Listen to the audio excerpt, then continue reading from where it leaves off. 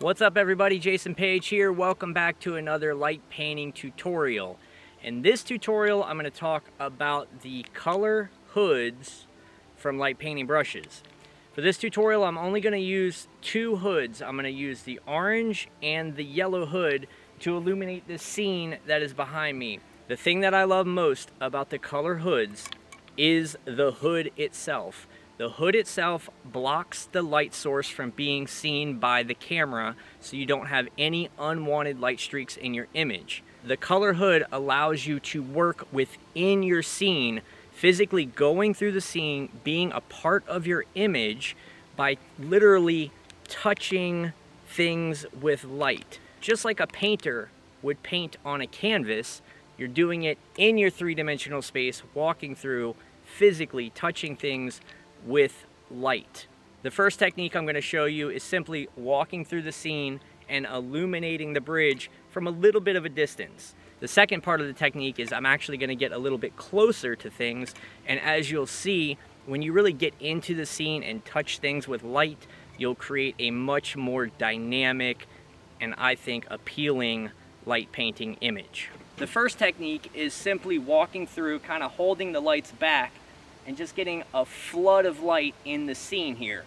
But I'm still in the scene walking through, and because the light source has the hood over it, the camera won't pick up any unwanted light streaks.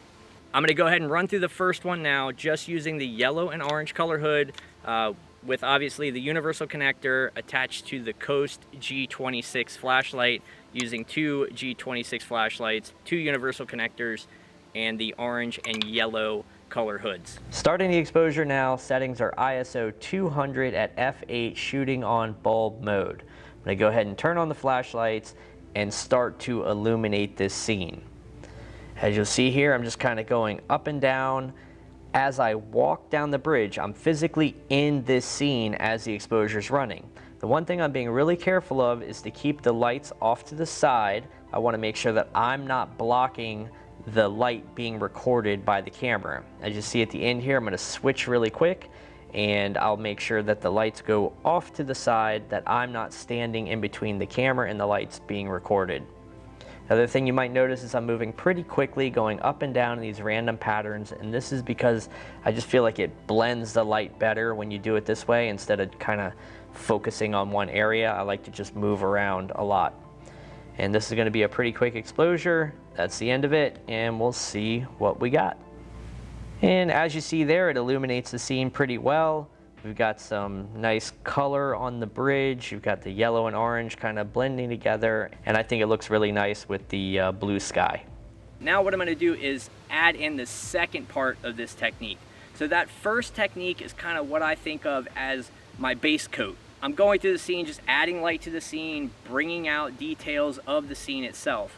For the second technique, which again is really just an add-on to the first technique, what I'm doing is going through the scene and doing exactly what I did the first time, just adding light to the scene to get that overall illumination. But as the exposure continues to run, I'm going to come in and get real close on the things that I want to bring out, make pop in this scene.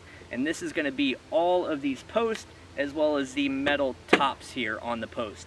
So I'm going to go ahead and run through another one now, again doing the exact same thing I did the first time, but adding more light, more color to the scene by getting nice and close, physically touching things with light, because with these color hoods I can get all in the scene and create some really beautiful light effects that you cannot do with anything else. Alright, so here we go. Second exposure now, ISO 200 f8, same settings, just my lighting technique is going to be a little bit different. Starting the second exposure now, just going to go through and do the exact same thing that I did in the first one, and that is just adding in this overall flood of light to the scene.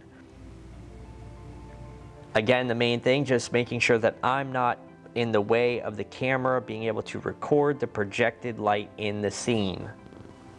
Doing that same motion, kind of just sporadic, and making sure that the light blends really well. I really like to think of this as adding the base coat of light before I come back and get the highlights.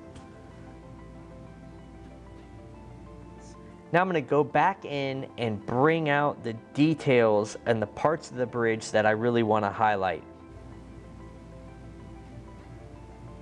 As I'm illuminating the post here, I'm holding the light just about 5 to 6 inches away from the post itself, and just making sure to get the whole post and the light at the top. The angle here matters, so if I come at this post and just shine the light flat on, it's going to kind of have this flat look. So I always want to come at some kind of an angle, and that really helps with the way that the light will fall off around the post, and I think it creates a much more interesting and dynamic image.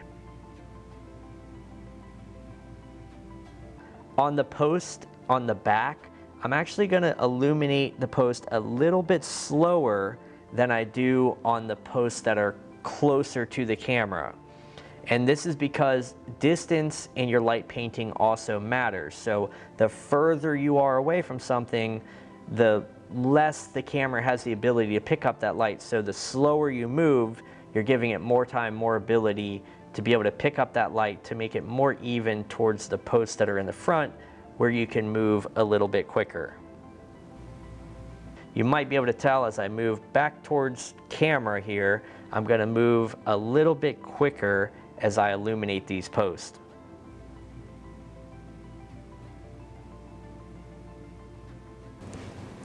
All right, and that'll do it for that one. We'll stop the exposure and see what we got. And there you go. And as you can see in this one, you've got a little more illumination. You can see how the posts are almost like they're glowing on the edges, and then you've got that nice light falling off around. You've got more of the highlight right there on the top of the post. And I just think it is a more interesting light painting. Now I'll go ahead and put the two images up together so you can see the difference. You see in the first one there, we do have a nice illumination of the bridge. We've got some nice color in the scene. And then on the other one there that we did the second technique, you can see that the posts are a little bit brighter.